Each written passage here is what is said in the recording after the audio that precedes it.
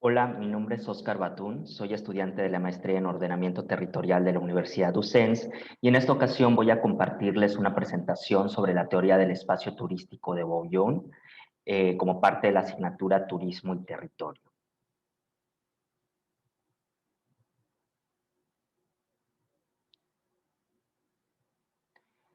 Esta presentación se basa en el capítulo 3 del libro Planificación del Espacio Turístico de Roberto Bouillon del 2006 sobre la teoría del espacio turístico. Prácticamente lo que el autor establece es una serie de aspectos conceptuales que nos permiten entender el espacio turístico. Para ello se divide en dos partes. La primera parte aborda el concepto de región, planificación física y el concepto de espacio para poder entender y tener un panorama mucho más amplio de este término, y posteriormente desarrolla algunos conceptos en torno a los elementos del espacio turístico, enfatizando cómo se relacionan entre sí. Bueno, voy a empezar con el primer concepto, que es el de región, en donde prácticamente lo que nos indica el autor es que las regiones son agrupaciones de territorios que comparten ciertas características comunes. Estas características pueden ser biofísicas o pueden ser antrópicas, desde la perspectiva de la geografía física, o también pueden ser agrupaciones de territorios que tienen fines u objetivos estratégicos comunes, principalmente económicos o políticos, que es un ámbito de estudio de la geografía económica y o política, ¿no? Entonces, prácticamente lo que nos indica es que las regiones son estos territorios que se agrupan para fines establecidos y que finalmente nos permite de alguna manera entender a estos territorios como una unidad funcional, una unidad territorial que puede ser en ese objeto planificada, ¿no? Un punto importante de las regiones es reconocer que el tema económico o de la especialización o regionalización económica juega una parte muy importante dentro del concepto de región y los procesos de regionalización. Y en ese contexto también es importante entender que en una región no existe una especialización económica que finalmente derive en la ocupación absoluta del territorio por una actividad económica, aunque exista especialización económica predominantemente dirigida hacia cierta actividad o sector. Hay que entender que dentro de la región siempre van a existir otro tipo de actividades económicas y que finalmente en ese contexto las regiones tienen una diversidad productiva y económica que es importante entender. ¿Por qué comentamos esto? Por dos razones, ¿no? En primer lugar, porque existen regiones donde, por ejemplo, existe una especialización económica en términos ganaderos, en términos agrícolas, predominantemente, y que pareciera que la actividad turística no es prioritaria. Sin embargo, puede existir actividad turística en el contexto de estas regiones. Y por otro lado, también existen regiones que se declaran y se gestionan donde la actividad turística es la principal actividad económico-productiva, y en ese contexto la región se articula en función de la actividad turística, ¿no? Otro punto importante es que los atractivos turísticos se localizan puntualmente en el territorio. Es un poco complicado, aun cuando hablamos de una región turística, asumir que todo el territorio tiene una aptitud o un atractivo turístico, ¿no? Por lo general, dentro de una región, dentro de un territorio establecido, existen atractivos turísticos determinados que se encuentran dispersos o concentrados según cada región, y que en ese contexto la articulación que tienen estos atractivos turísticos, así como su vinculación a los centros urbanos, a las infraestructuras instaladas y demás, va a determinar la formación de zonas turísticas, regiones turísticas, etcétera, otros conceptos que vamos a ver más adelante, ¿no? Entonces, eso es importante porque finalmente los atractivos turísticos coexisten con otro tipo de actividades económicas dentro del contexto de los centros urbanos o de las regiones en lo general, ¿no? Aquí quise compartir una imagen de lo que es la regionalización socioproductiva del estado de Yucatán, el estado donde yo vivo en México, y que finalmente nos permite, por ejemplo, observar cómo diferentes regiones tienen aptitudes predominantemente dirigidas hacia cierta actividad económica, y algo que llama la atención en primera instancia es que en el caso de Yucatán no hay una región o una zona que se declare con una aptitud predominantemente turística, ¿no? La actividad turística está al interior como una actividad secundaria, si lo queremos ver así, dentro de alguna de estas regiones, como son la región metropolitana, ¿no? Donde está la cabecera a nivel estatal, que es la ciudad de Mérida, y que también está vinculado al tema costero, las regiones que tienen una actividad costera importante, ¿no? Y está vinculado a la oferta turística en términos de sol y playa, así como otras actividades más en el centro que están vinculadas a atractivos arqueológicos principalmente, ¿no? Entonces aquí podemos ver el caso específico de las regiones de Yucatán. Ahora, un punto importante dentro de los procesos de regionalización y de la conformación de regiones es que se genera una polarización. Esta polarización es inducida a través de políticas, acciones, tanto del sector público como del sector privado, que históricamente han generado y siguen generando una concentración de bienes y servicios, concentración de personas, la centralización de la inversión tanto público como privada y, por supuesto, la concentración de atractivos turísticos, ¿no?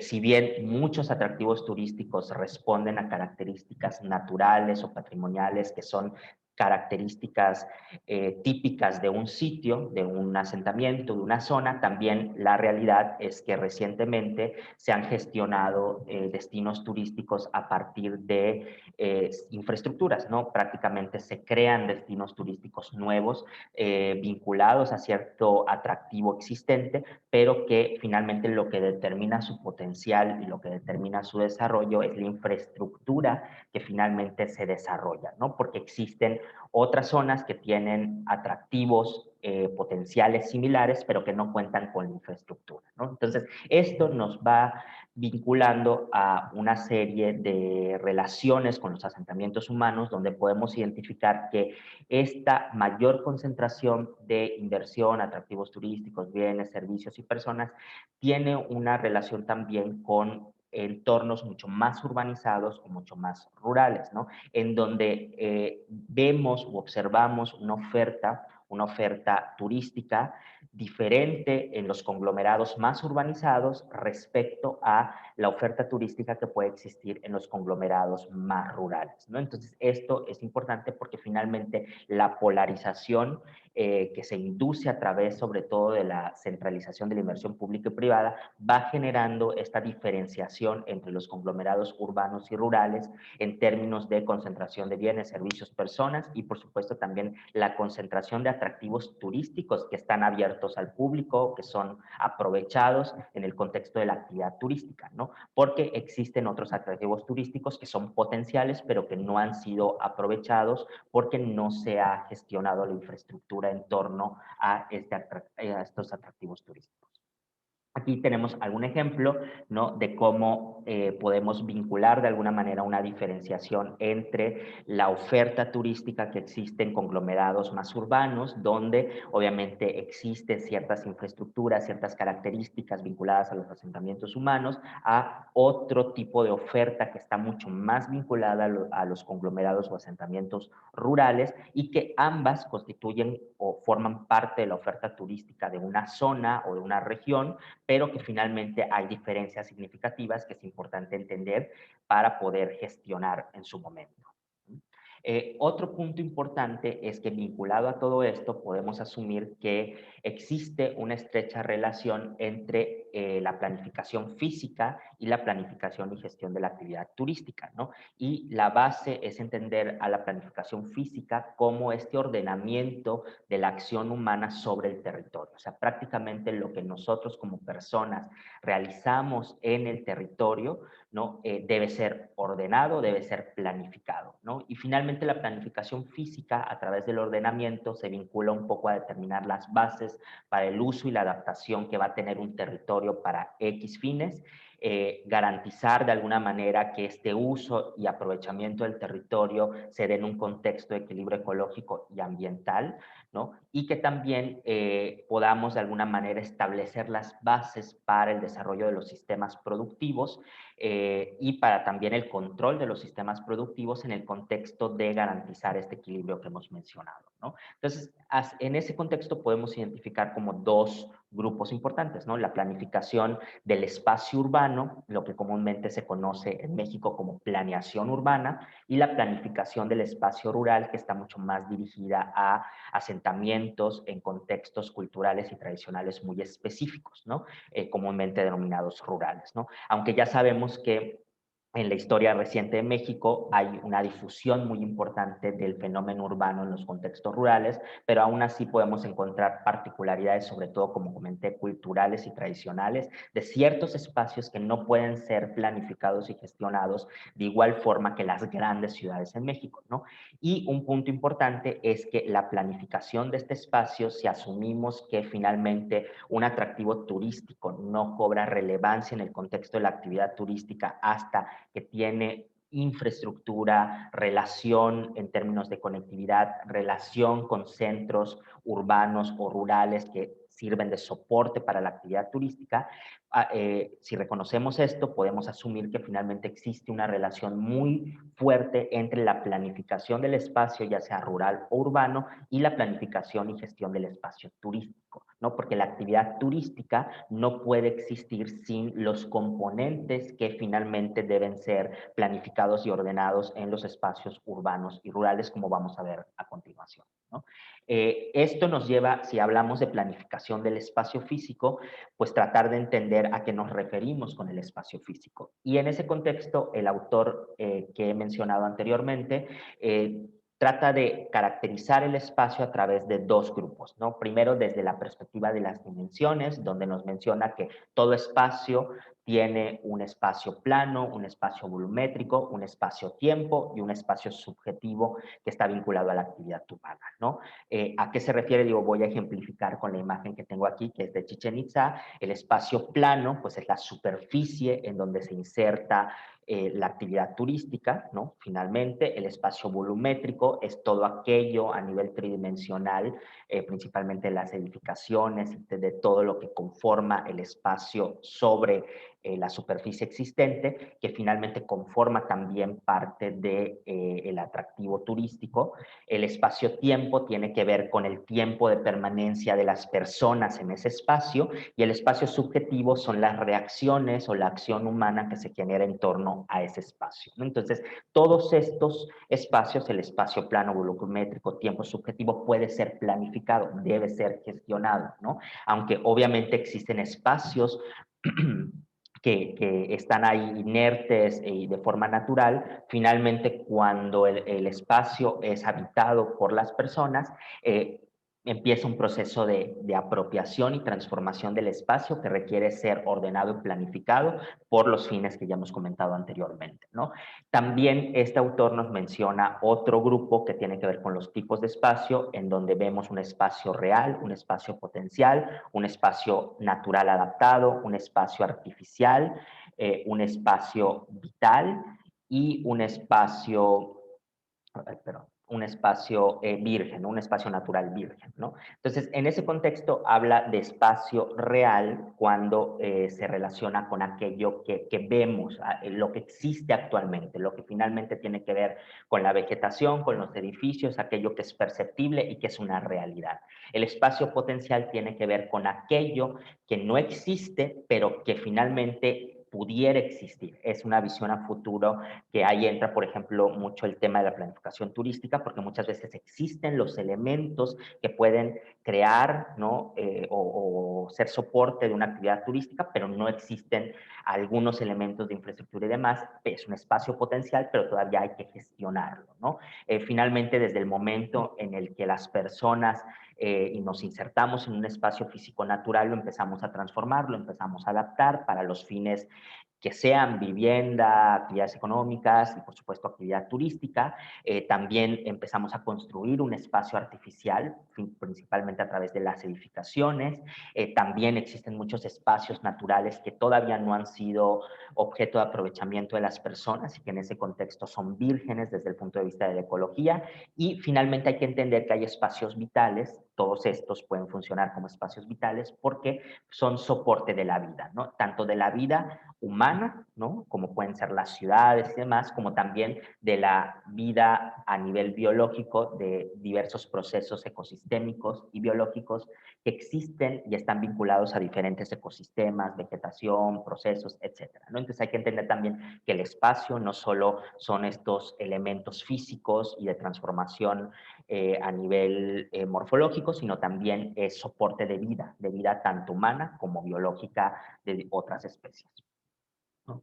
Y esto nos lleva al espacio turístico, ¿no? Si entendemos que finalmente dentro del espacio general está el espacio turístico, pues vamos a entender que el espacio turístico tiene que ver con dos aspectos principales, ¿no? La presencia y distribución territorial de los atractivos turísticos, de lo que comúnmente conocemos como patrimonio turístico y que es la base de la actividad turística, es aquello que se aprovecha, aquello que finalmente está vinculado al desarrollo turístico, como también la planta e infraestructuras turísticas, aquello que finalmente construimos en el contexto de la actividad turística para que finalmente exista un soporte y se pueda desarrollar ese atractivo turístico, ¿no? Y que puede obviamente tener diferentes categorías, desde contextos mucho más urbanos, como por ejemplo la imagen de la izquierda es la ciudad de Mérida, que tiene obviamente atractivos turísticos muy importantes, como cuestiones de adaptación de entornos naturales como las costas, las playas, que finalmente se construye cierta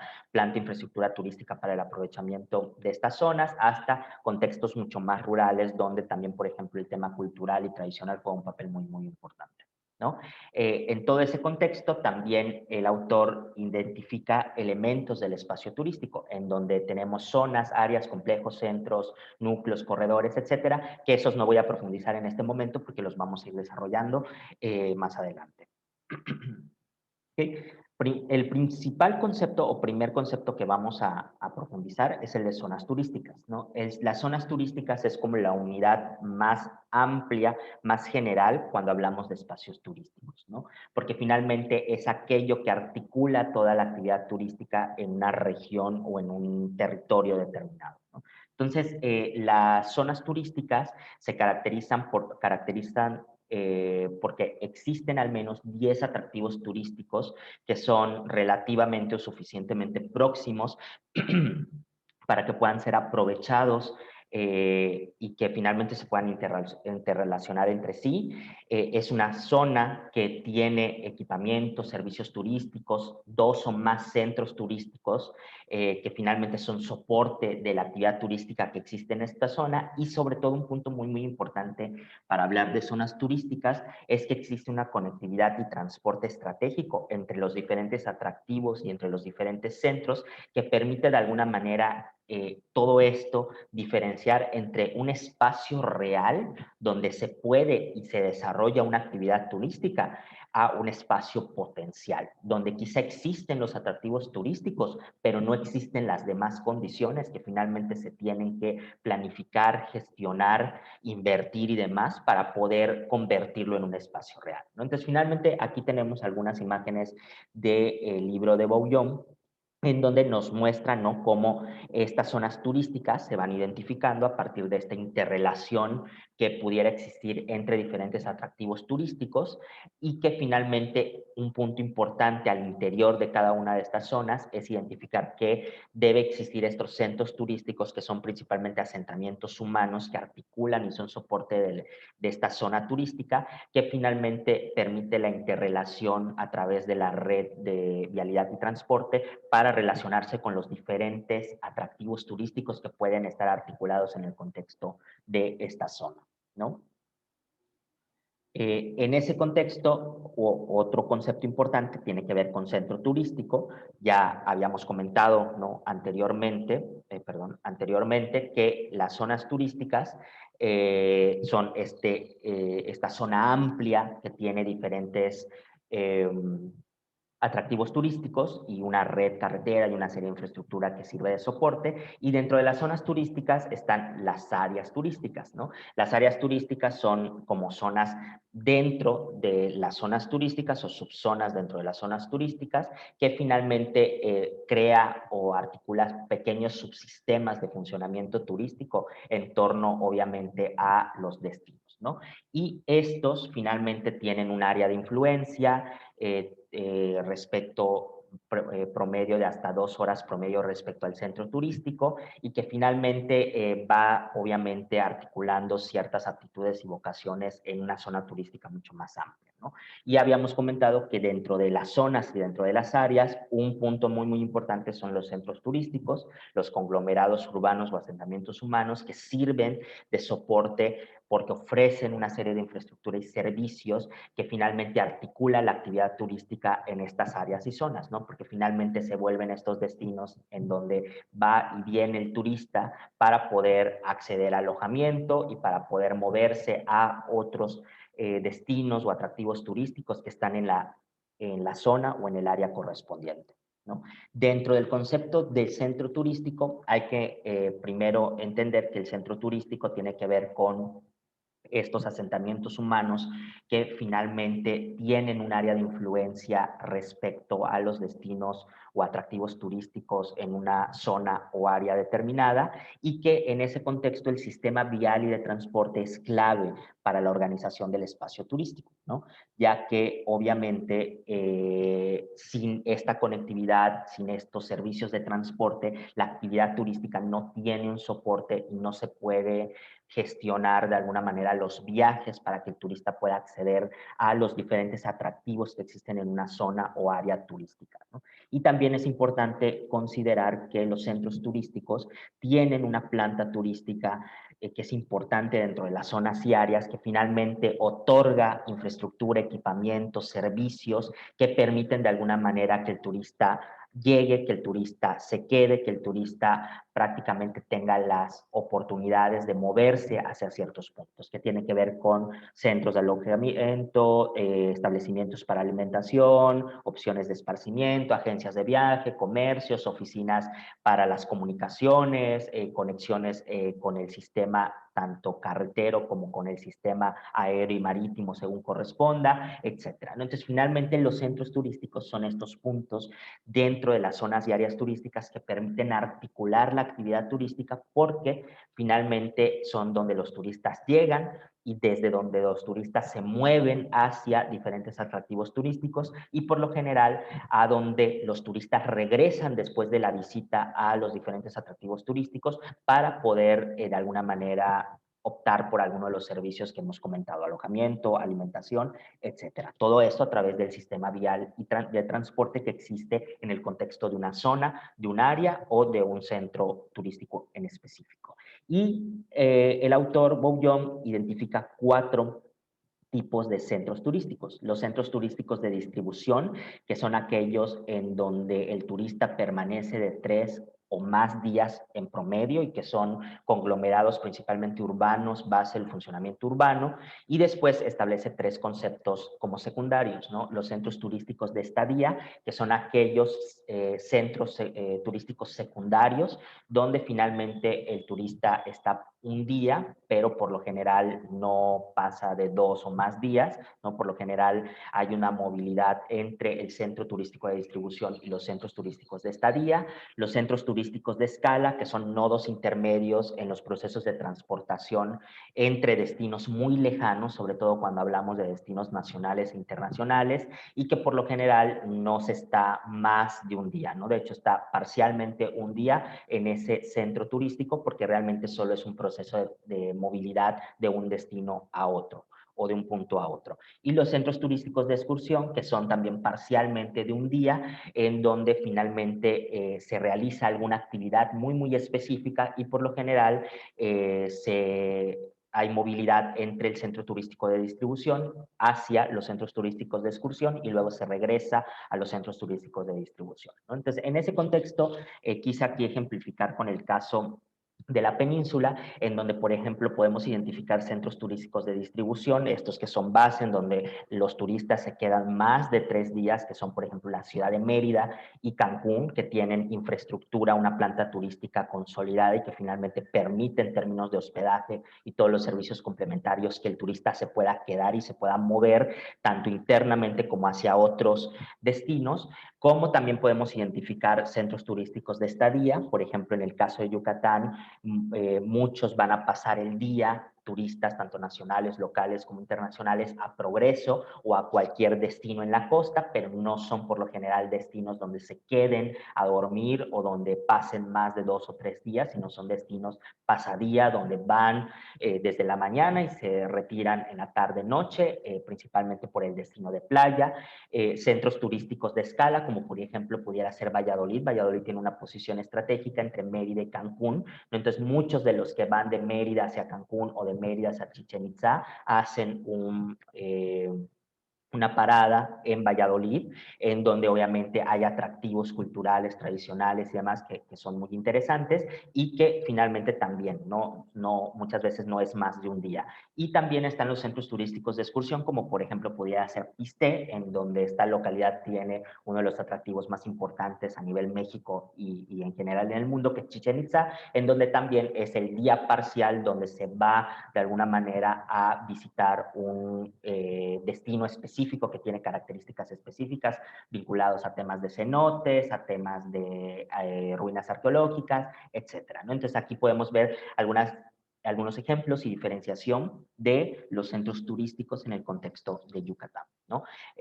Otros conceptos importantes para hablar de espacio turística, además de las zonas, áreas y centros turísticos, son complejos turísticos, unidades turísticas, núcleos turísticos, conjuntos turísticos y corredores turísticos. Estos conceptos he querido compartir una tabla comparativa que nos permita diferenciar y establecer qué es cada uno de estos, ¿no? Entonces, cuando hablamos de complejo turístico, se refiere a agrupaciones mayores de destinos respecto a los centros turísticos, ¿no? O sea, son por lo general agrupaciones mayores que los centros turísticos, pero menores que una zona. Es decir, están dentro de una zona turística, pero por lo general son más grandes que, por ejemplo, un centro turístico, ¿no? La oferta no corresponde a los centros de distribución, donde recordemos que los centros de distribución, la mayor oferta tiene que ver con la planta turística de soporte a diferentes atractivos turísticos en una zona o área determinada, pero tampoco, es similar la oferta a los centros de estadía, ¿no? Estos donde existe un atractivo ancla que finalmente incentiva a el turista a quedarse. Sin embargo, como existen muchos de estos atractivos, a diferencia de los centros de estadía donde vas y vienes en un día, por lo general ahí te quedas más de un día, ¿no? Aprovechar estos atractivos que te ofrece, que son muy similares a los de centro de estadía, ¿no? Que son principalmente arqueológicos o de excursión incluso, etcétera, ¿no? Entonces, aquí, por ejemplo, un ejemplo aplicado a Yucatán pudiera ser el emergente sector maya en torno a Chichén Itzá. Chichén Itzá hay que recordar que empezó como un destino, que obviamente estaba aislado, pero últimamente se ha invertido mucho en el área de influencia de Chichén Itzá, principalmente en Pisté, principalmente en su relación Pisté con Valladolid, que es una ciudad importante, ¿no? La más próxima a Pisté, y que finalmente hay una zona de influencia que está de alguna manera generando una serie de infraestructura hotelera y demás que permite quedarse ahí, ¿no? Ya es una posibilidad quedarse, ya no tienes que quedarte ni en Valladolid ni quedarte en Mérida e ir a Chichén, ya es una posibilidad quedarte en esta zona Pisté Valladolid y su zona de influencia más de un día y no solo ir y venir respecto al destino Chichén Itzá, ¿no? Entonces ahí podemos hablar de un complejo turístico. Una unidad turística son concentraciones menores de equipamiento en donde existe uno o más atractivos turísticos y donde se aprovecha intensivamente ese atractivo en términos de proximidad. Por lo general está vinculado a pequeños asentamientos humanos que tienen acceso a este atractivo o atractivos turísticos y lo aprovechan intensivamente, ¿no? Un ejemplo en el caso de Yucatán muy claro son los cenotes de Jomún, ¿no? Que es un conjunto de localidades que tienen una riqueza en términos de cenotes y que prácticamente es su principal actividad económica. Entonces tú llegas a ese destino turístico y a cada determinados metros encuentras un cenote, ¿no? Un cenote en donde hay restaurantes, hay cierta infraestructura, etcétera, y donde la especialización de esa zona y de las localidades es el aprovechamiento de esos cenotes, ¿no? Entonces eso pudiera ser una unidad turística común como una unidad turística orientada al aprovechamiento intensivo de los cenotes que están en proximidad.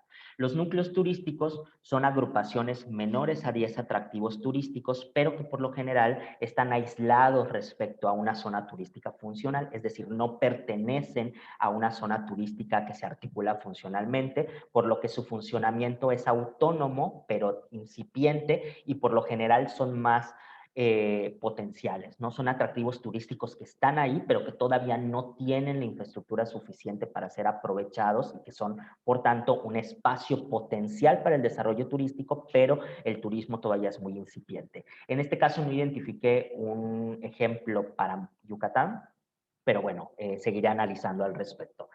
También encontramos los conjuntos turísticos, que son cuando un núcleo que es potencial o donde hay incipiente actividad turística, ya es objeto de ciertas obras para la inserción de una actividad turística, sobre todo en términos de planta, crear una planta turística, y que por tanto hablamos de un núcleo en proceso de consolidación respecto a la planta y funcionamiento turístico para la creación de una zona o su inserción a una zona turística determinada, ¿no? Aquí podemos hablar, por ejemplo, de la región PUC de Yucatán, que la zona PUC en Yucatán es una zona de diferentes atractivos turísticos que estaban desarticulados entre sí, y en las últimas décadas, ¿no? O en la última década, en los últimos años, se ha fomentado mucho la promoción de esta región a través de la famosa Ruta PUC, en donde finalmente se promueve esta construcción de infraestructura, esta conectividad estratégica para poder de alguna manera impulsar este destino turístico. Y también encontramos los corredores turísticos, que estos finalmente son vías de conexión entre zonas, áreas, complejos, conjuntos, plazas, etcétera. O sea, finalmente es esto que nos permite la conectividad entre los diferentes elementos del espacio turístico y que podemos diferenciar entre corredores turísticos de traslado, principalmente vinculados a la red carretera y de caminos que nos permiten ir de un destino a otro, de un centro a otro, etcétera, como también los corredores turísticos de estadía, ¿no? Aquellos que finalmente constituyen una oferta turística lineal, como pudiera ser la franja costera de Yucatán, donde hay pequeños asentamientos que están linealmente establecidos y que yo puedo a través de la red carretera recorrer esos destinos, ¿no? Esos destinos a través de un corredor donde puedo visitar Cizal y puedo visitar Progreso y puedo visitar El Cuyo, todos en la franja costera de Yucatán, y que finalmente pudiera ser una parte de un corredor turístico establecido, aunque en el caso de Yucatán todavía es muy emergente. ¿Sí? Todos estos elementos finalmente se relacionan dentro de la conceptualización de un espacio turístico, reconociendo que, por ejemplo, las zonas, áreas, complejos, núcleos, conjuntos y los centros principalmente de distribución, aquellos que son la base de la actividad turística, los grandes asentamientos que tienen la infraestructura, por lo general son aquellos que tienen la mayor cantidad de superficie, ¿no? En ese orden, ¿no? Por lo general tenemos zonas, luego áreas, luego complejos, luego núcleos, luego conjuntos y luego centros de distribución, ¿no? Y dentro del espacio turístico, además de estos que abarcan grandes superficies, tenemos aquellos que son como más ubicados puntualmente en superficies relativamente pequeñas, como los centros de escala, los centros de estadía, las unidades turísticas, que son de alguna manera complementarias en el contexto del espacio turístico y que por lo general guardan una fuerte relación con los elementos antes señalados, ¿no? Zonas, áreas, complejos, núcleos, etcétera. Y están los longitudinales, que son los corredores, ¿no? Los corredores de traslado, los corredores de estadía, que finalmente articulan a través de la red carretera cada uno de estos elementos, o como habíamos comentado, son corredores que tienen atractivos destinos turísticos localizados linealmente y que pueden ser obviamente recorridos a través de la red carretera. ¿no? Si organizamos esto en una figura que nos propone Bouillon, podemos identificar que vinculado a la zona tenemos conjuntos, unidades, corredores, áreas, complejos, centros, o sea, todo esto finalmente es lo que permite que una zona turística funcione, ¿no? En el contexto de la actividad turística y vinculado a eso podemos vincular a corredores de estadía o otro tipo de corredores o centros de estadía, centros de distribución y demás. Y a lo largo de eso, de los corredores, podemos encontrar conjuntos, complejos, unidades que están articuladas de alguna manera en torno a los corredores de estadía o los corredores de traslado principalmente, ¿no? Entonces, aquí encontramos, ¿no?, algunos elementos importantes. Otro punto importante es lo que habíamos comentado, que los núcleos son algo que es independiente de la zona, que potencialmente se puede de alguna manera vincular a la zona, pero que son atractivos turísticos que en este momento son aislados respecto a las zonas turísticas y que finalmente tienen un potencial importante para el desarrollo de una zona turística o en su caso la inserción a la lógica de una zona turística establecida, ¿no? En donde existen estas lógicas de corredores de traslado, corredores de estadía, centros de escala, centros de estadía, centros de distribución, etcétera, ¿no? Que finalmente todo esto integra y articula el espacio turístico en una región determinada, ¿no?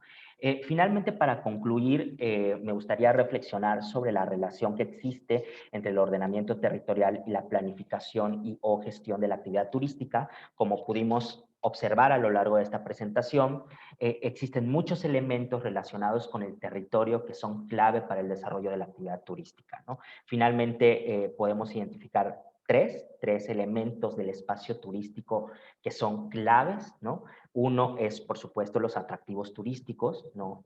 Finalmente el turismo no se puede desarrollar sin estos atractivos y estos atractivos turísticos pueden ser naturales, pueden ser artificiales, estos atractivos turísticos pueden ser, obviamente, inherentes a las características físicas, ecológicas, patrimoniales de un sitio, pero también influyen mucho los elementos que construyen las personas en el contexto de una sociedad, que finalmente se puede volver también un atractivo turístico. Por ejemplo, hay muchos atractivos turísticos construidos por las personas en reciente fecha, en Mérida, en Ciudad de México, que complementa a la actividad turística en el contexto de una zona mucho más amplia, donde además de esos destinos que están más en áreas urbanas, existen otros en zonas más rurales o más naturales, como son los cenotes, las playas, etcétera, ¿no? Entonces, los destinos o atractivos turísticos son importantes y están insertos en el espacio.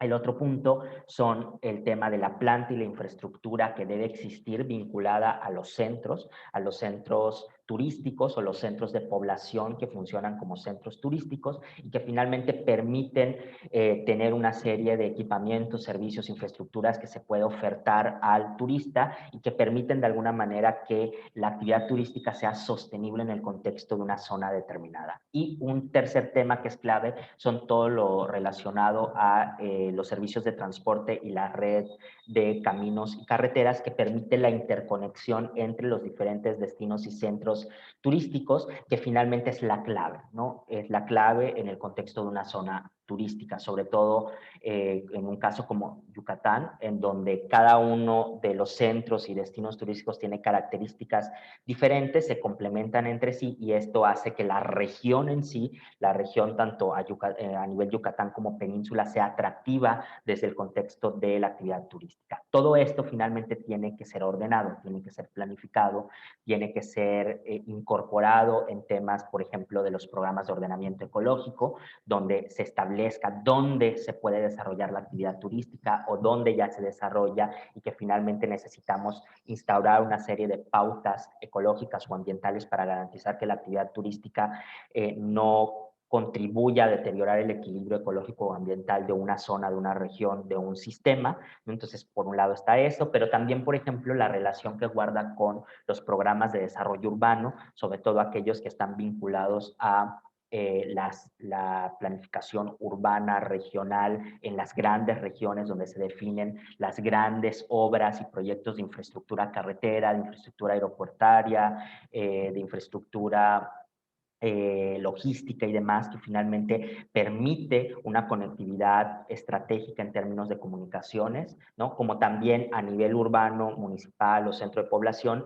donde considero, yo que he tenido algunas experiencias en este ámbito, el tema turístico por lo general no es un tema relevante en el contexto de la planificación urbana, ¿no? Nos centramos más en el contexto de la infraestructura, del equipamiento, de la economía urbana, pero pensada más en los habitantes, ¿no? Pero no en las actividades económicas y en específico en las actividades turísticas. Es decir, qué ajustes debo hacer al territorio, al área urbana para poder soportar o para poder dirigir ese territorio hacia una actividad determinada, ¿no? Entonces creo que eso también es un punto de reflexión importante, sobre todo considerando que podemos ver que la actividad turística se inserta en el espacio, los componentes del espacio son claves para el desarrollo de una actividad turística y en ese contexto no podemos separarla del todo de los procesos de ordenamiento territorial, tanto desde una perspectiva ecológica o ambiental como desde una perspectiva urbana, ¿no? Entonces, ambos elementos deben considerar al tema turístico desde esta visión mucho más amplia que nos establece Bobbio, ¿no? De mi parte sería todo, agradecerles a quienes hayan llegado hasta este momento del video y estamos próximamente generando más contenido para el blog. Hasta luego, gracias.